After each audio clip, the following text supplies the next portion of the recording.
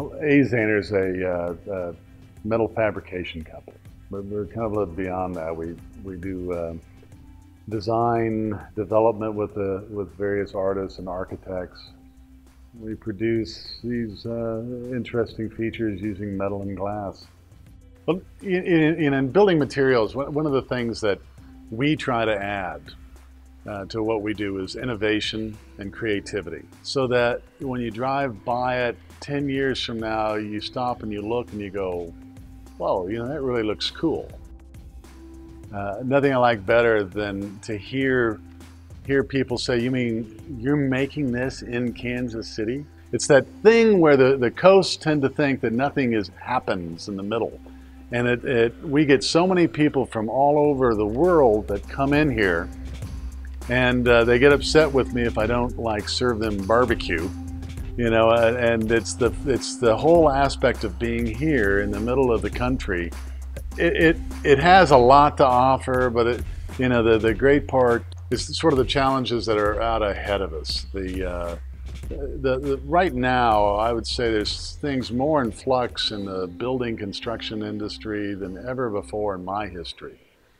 But at the same time, I think the creative palette has never been broader, either in the engineering level or the artistic level, because you can see when you do this what tomorrow may have to offer. Art has the ability to kind of transcend the sort of conventions that we are so stuck with today.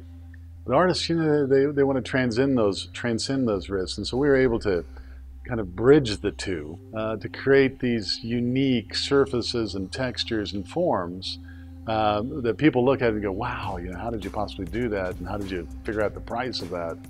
But our end of it is we understand, we try to add that little bit of science to it. And some of that's been developed through the art world. As we work with artists, we work with their needs and then create with them.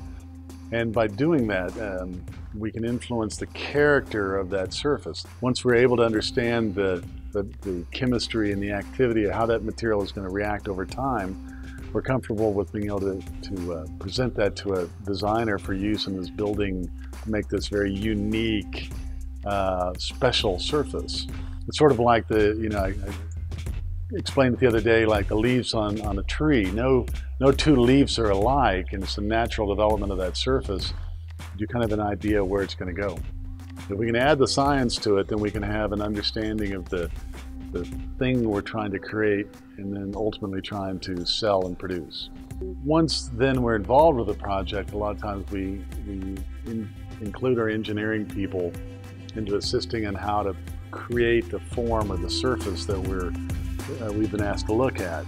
It could be interiors, could be exteriors, but often when they're done, the thing that's so fascinating is you add this human characteristic that comes from the people that work with us into the pieces that are made, so that when you look at the final product, it's incredibly fascinating. Usually I will walk by and go, how did we get there? If we can get there, then we've really, really hit it.